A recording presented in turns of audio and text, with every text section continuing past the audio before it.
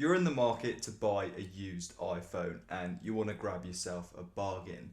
You found a cheap iPhone 10 and a cheap iPhone SE 2 and you're deciding which one to buy. Do you go for the flashy but older iPhone 10 or do you go for the safe and boring iPhone SE 2? Well, let me help you decide, and in my opinion, the answer is almost always going to be the iPhone SE 2.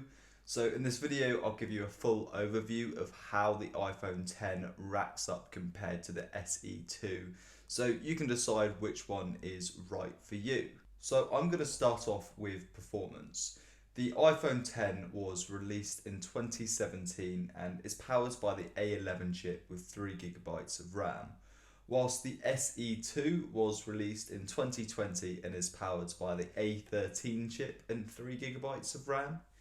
Purely based on performance, the iPhone SE is way smoother and faster than the iPhone 10. The iPhone 10 is essentially the oldest phone now getting iOS support, so I'm not actually sure how many more iterations of iOS this phone is going to receive, whilst the SE2 still has many more years of support left in it. I'm thinking easily 3 more years, maybe longer. The iPhone 10 is great for your essentials, such as texting, calling, social media and web usage, although it does struggle quite a bit, especially whilst using it on longer stints or multitasking with many apps open, and you are going to get a little bit of lag with the iPhone 10. When it comes to gaming, you can pretty much play any game on the App Store reasonably well on the iPhone 10, but load times are painfully slow, and you're going to notice the iPhone 10 getting pretty toasty in your hands as it overheats. In comparison, the 2020 SE just feels so much faster and quicker than the iPhone 10. You can fly through any app or game and they all load really fast, and just overall it runs and performs really smoothly. I'm not saying that the iPhone 10 is a bad phone in 2023, but the SE2 is noticeably faster than the 10. If you've already got a 10, do I think it's worth upgrading to an SE2 for the performance increase? Probably not. But if you're deciding between which one to buy as your budget iPhone, purely based on performance, I will recommend the SE2. So moving on to design, and this is the only area where the iPhone 10 is better than the SE. The iPhone 10 looks much more modern, has Face ID and an OLED display with Force Touch. And this display is really good quality and looks fantastic even on a bright sunny day. The iPhone SE, on the other hand, is essentially the same recycled design that Apple's been using since 2014. But it is a tried and tested design and it does do the job well. The LCD display on the SE is decent. It's not as good as the OLED display on the iPhone 10, but it does the job more than good enough.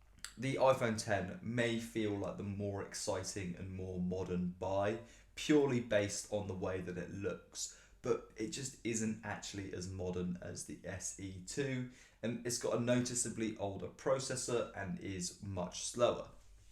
So let's take a look at the camera. On paper, the iPhone 10 has a better camera than the SE, as it's got a standard camera lens and then also a zoomed in lens, but in practice, the SE has got the better camera.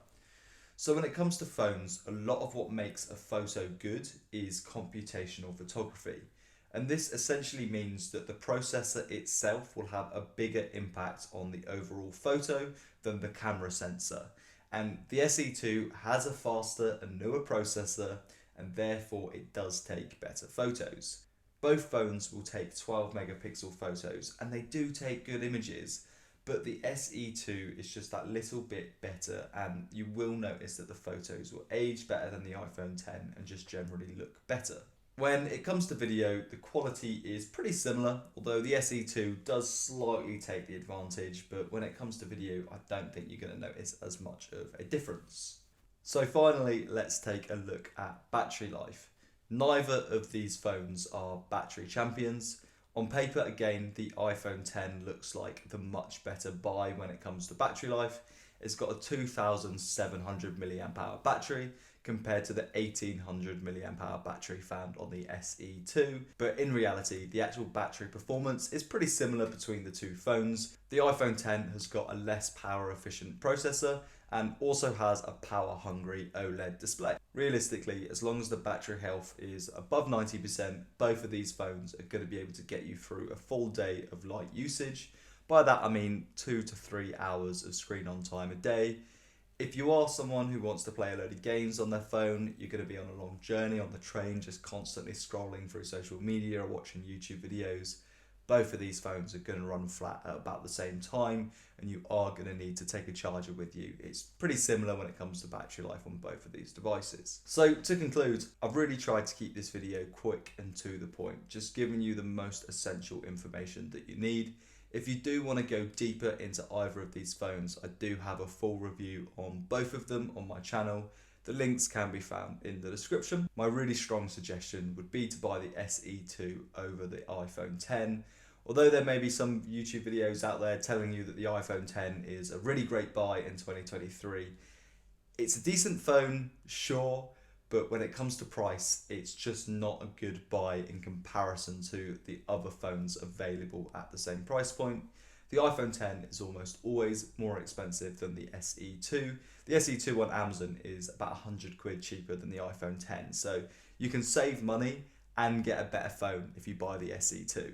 And even if both phones were for the same price, I would still recommend going for the SE2. You'd have to be able to pick up an iPhone X for a lot cheaper than you can pick up an SE2 to make it worthwhile, in my opinion. I hope this video was useful. Please do subscribe, and future videos coming soon. All the best.